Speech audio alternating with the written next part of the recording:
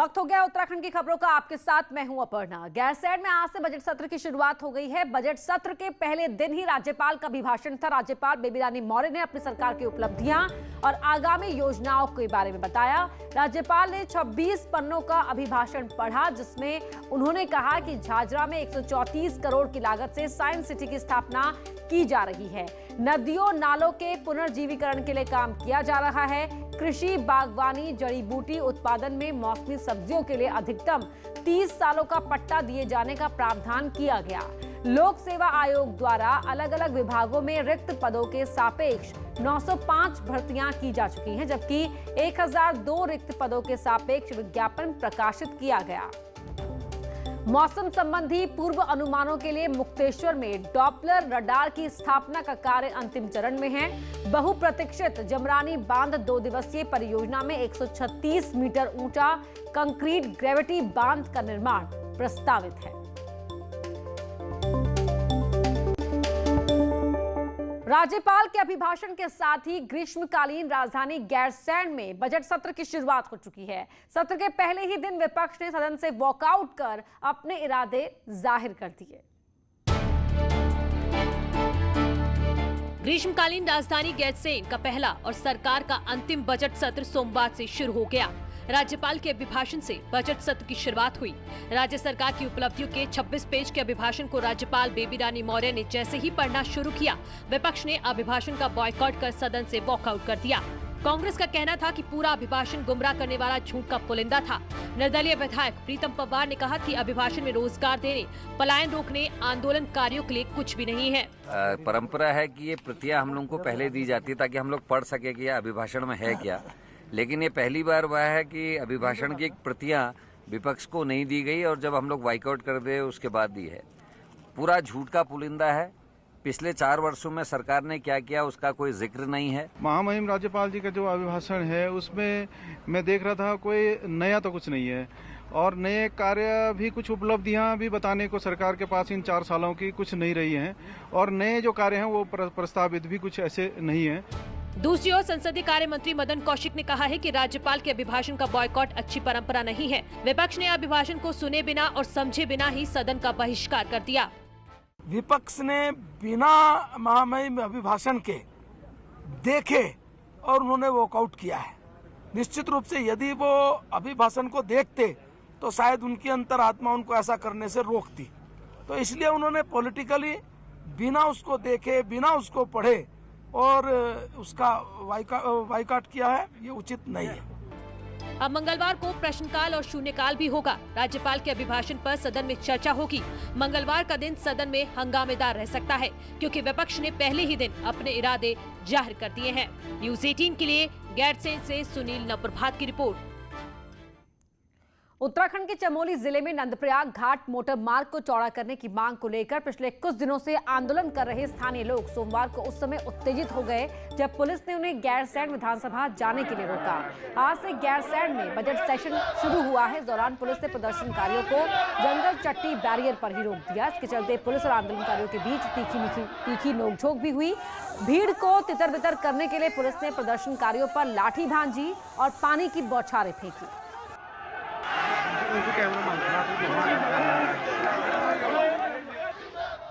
वहीं स्थानीय लोगों के प्रदर्शन के चलते जंगल चट्टी बैरियर के पास दोनों ही तरफ गाड़ियों की लंबी कतारें लग गई। यहां पिछले 4 घंटे से जाम की स्थिति बनी हुई है।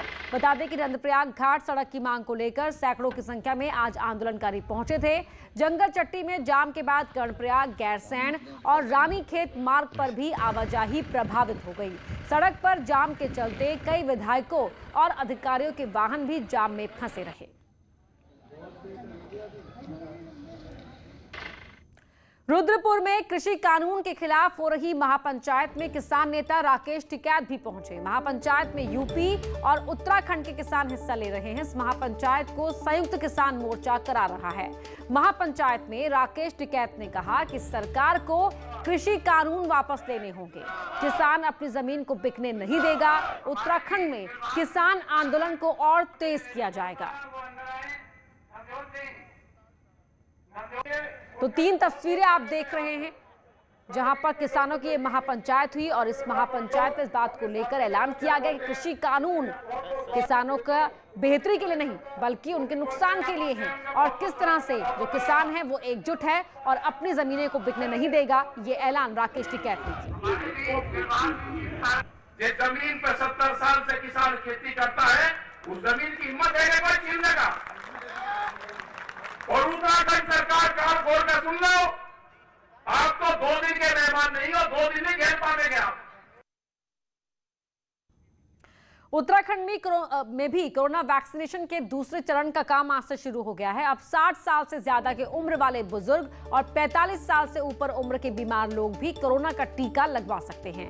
पहले दिन 989 सीनियर सिटीजन्स का वैक्सीनेशन किया गया। उत्तराखंड में आज करीब 90 सेंटरों पर वैक्सीनेशन का काम शुरू हुआ। इसके बाद 4 मार्च से 600 सेंटर पर ड्राई रन होगा और 7 मार्च से पूरी तरह से सीनियर सिटीजन्स के लिए वैक्सीनेशन की शुरुआत हो जाएगी। सीनियर सिटीजन्स ने पीएम मोदी के वैक्सीन लगवाने की भी तारीफ की। ये तो मेरे लिए बहुत अच्छा सौभाग्य है कि मोदी जी ने भी आज ही वैक्सीन लगवाई और मेरा भी नंबर आज ही आया है।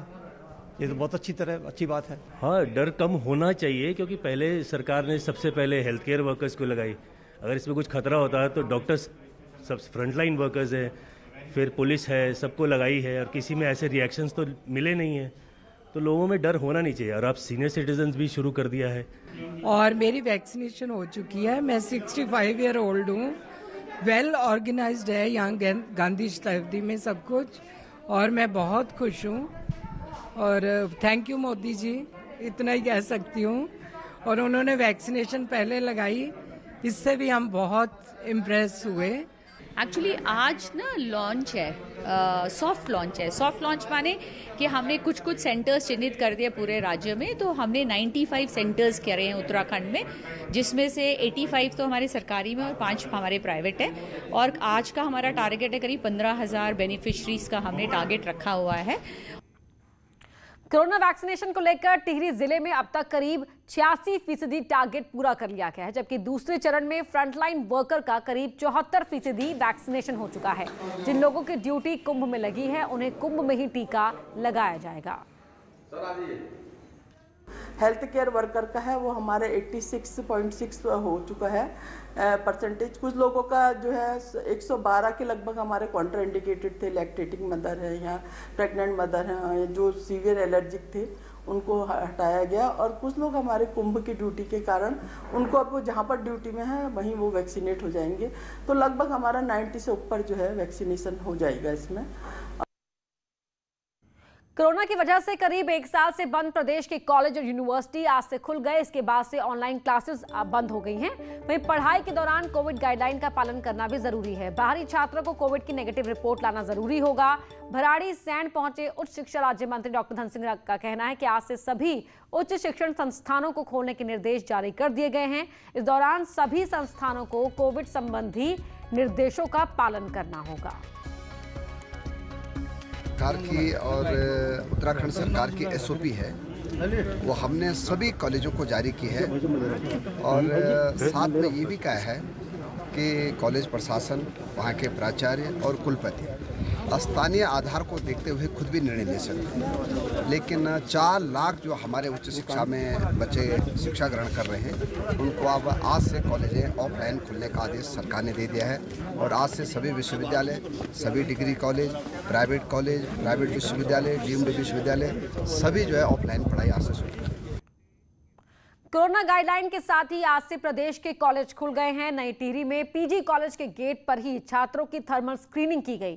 छात्रों को और मास्क के साथ ही छात्र छात्राओं को एंट्री दी गई। क्लासरूम में भी सोशल डिस्टेंसिंग के लिए कहा गया है।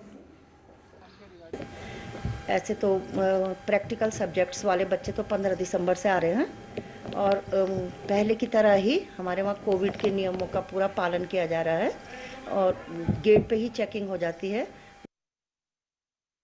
वहीं कुमाऊं विश्वविद्यालय से जुड़े महाविद्यालयों में पहले दिन ही व्यवस्थाओं की पोल खुल गई। डीएसबी कैंपस में ना तो सोशल डिस्टेंसिंग दिखाई दी और ना ही छात्र मास्क लगाए हुए दिखे।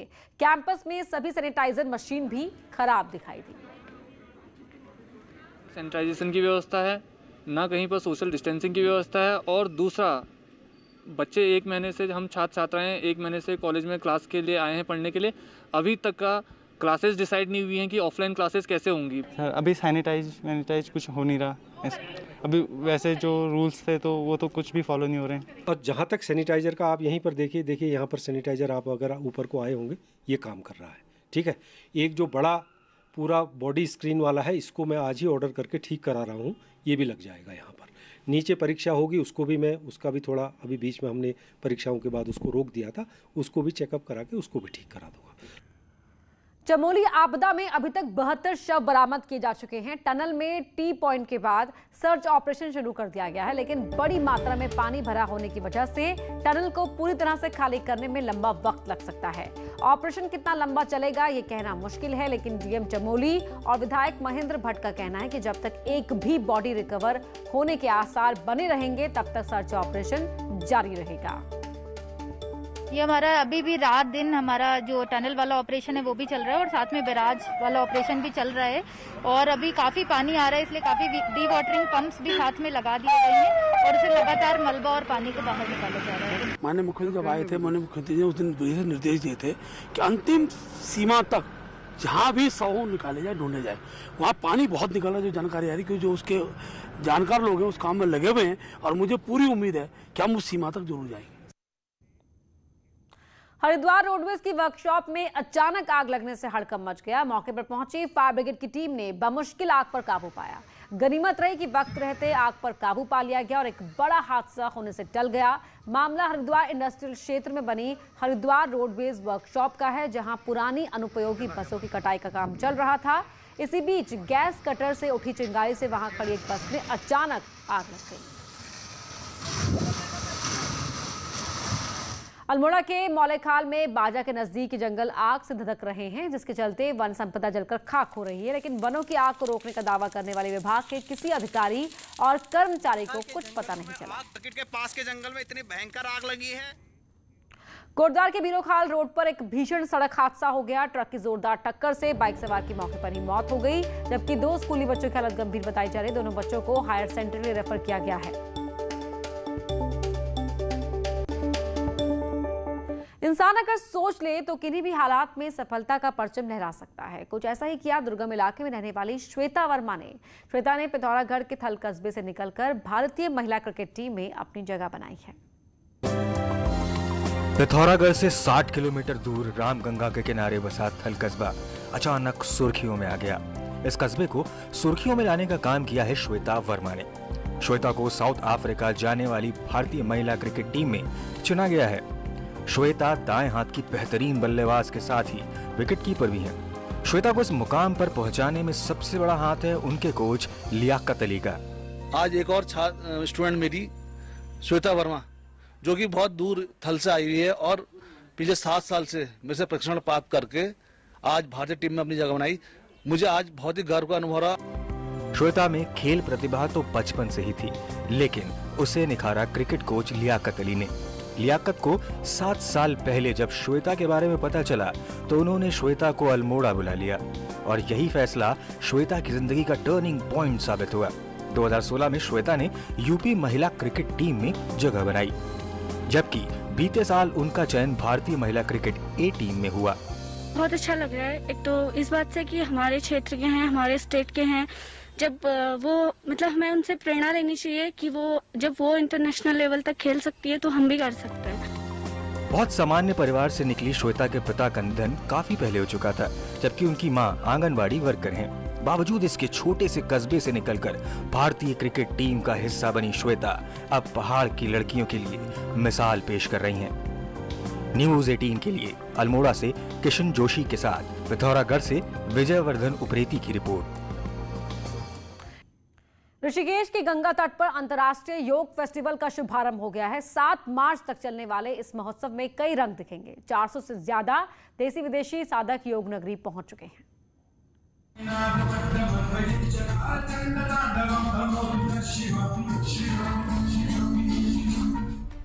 योग नगरी के रूप में पूरे विश्व में अपनी पहचान बना चुका ऋषिकेश एक बार फिर योग के प्रचार प्रसार के लिए तैयार है।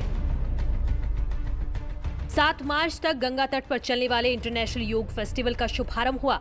इस बार 400 से ज्यादा देसी विदेशी साधक समारोह का हिस्सा बनेंगे। और जैसे कि मैंने आज कहा कि योगा एक आज एक ब्रिज के रूप में काम कर रहा है, एक पुल के रूप में काम कर रहा है, जिसने आज हिंदुस्तान को पूरे दुनिया से जोड़ने का काम किया है। जहाँ योगा मनुष्य को उसकी आत्मा से जोड़ता है, लेकिन अगर आप इसको विश्व बंधुत्व की भावना से देखेंगे तो योगा ने आज पूरी दुनिया को हमारे हिंदुस्तान से जोड़ने का काम योगा नहीं किया, उसका एक ब्रिज के रूप में। योग महोत्सव में इस बार अलग अलग विधाओं के योग गुरु गंगा तट पर अपनी कला का प्रदर्शन कर रहे हैं। मेडिटेशन में युवाओं की रुचि कुछ ज्यादा देखी जा रही है। योग फेस्टिवल में आचार्य बालकृष्ण ने योग से लोगों को निरोग रहने की प्रेरणा दी। धन्यवाद दूंगा युवाओं का जो बड़ी संख्या में ओशो का मेडिटेशन अटेंड करने आए, और क्योंकि ओशो के प्रयोग आज के आदमी को केंद्र में रखकर सृजित किए गए हैं। ओशो के प्रयोग शरीर के तल पे शुरू होते हैं, मन पे जाते हैं और अंततः पारंपरिक ध्यान में आते हैं। और अच्छा लगा, योग सब करना चाहिए और योग अच्छी चीज़ भी है, योग करना चाहिए लोगों को, और लोग करें और आनंद लें, और जिस कोरोना काल में लोग योग से बचे हैं। योग से तन मन तो स्वस्थ होता ही है, साथ ही आत्मबल भी मिलता है। अगर आप भी योग कलाओं की बारीकियों को सीखना चाहते हैं तो योग महोत्सव का हिस्सा बन सकते हैं। न्यूज़ 18 के लिए ऋषिकेश से आशीष डोभाल की रिपोर्ट। बाघों के गढ़ कॉर्बेट में 402 पक्षी प्रजातियों का भी डेरा है। पहली बार हुई गणना के इन आंकड़ों से कॉर्बेट प्रशासन के साथ ही वन्य जीव प्रेमी भी उत्साहित हैं। चलते चलते आपको छोड़ जाते हैं इस रिपोर्ट के साथ। कॉर्बेट टाइगर रिजर्व में 16 से 18 फरवरी तक पक्षी गणना का काम किया गया। 26 स्थानों पर एक साथ हुई इस गणना में 76 पक्षी विशेषज्ञ और वॉलंटियर्स लगे। 3 दिनों की इस गणना में यहां 402 पक्षी प्रजातियां रिकॉर्ड की गयी। टाइगर रिजर्व प्रशासन अलग अलग मौसम में दूसरे और तीसरे चरण की भी गणना यहां कराएगा, जिससे स्थानीय पक्षियों के साथ ही प्रवास पर आने वाले पक्षियों की प्रजाति का पता चल सके। इसमें जो 26 लोकेशंस पे वॉलंटियर्स और बर्ड एक्सपर्ट के माध्यम से ये काउंट किया गया है, और जिसमें जो अभी टोटल नंबर जो है वो अप्रॉक्सीमेटली 402 डिफरेंट बर्ड स्पीसीज जो है वो काउंट किए गए हैं। ये नंबर हो सकता है कुछ बढ़े भी। कॉर्बेट में हुई इस गणना से मिले रिजल्ट से वन्यजीव प्रेमी भी उत्साहित हैं। वन्यजीव प्रेमी और पक्षी विशेषज्ञ इस गणना को अलग अलग समय पर कराते रहने की भी मांग कर रहे हैं। कॉर्बेट द्वारा पहली बार एक इस स्तर पर पक्षी गणना का आयोजन किया गया, जो बहुत अच्छा प्रयास था। और इन 3 दिनों में हमने बहुत ही रेयर पक्षी भी इसमें देखे, जिसमें कि सिल्वर ईयर्ड मीसिया भी थी, कॉलर्ड आउलेट भी हमने देखा, और हिमालयन ब्लू टेल भी इसमें देखने को मिली। कॉर्बेट में फैले इस रंग बिरंगे पक्षी संसार को देखने के लिए हमेशा से पर्यटक यहां आते हैं, लेकिन उम्मीद की जा रही है कि इस गणना के बाद यहां बड़ी संख्या में पक्षी प्रेमी अपना रुख करेंगे। न्यूज़ 18 के लिए रामनगर से गोविंद पाटनी की रिपोर्ट।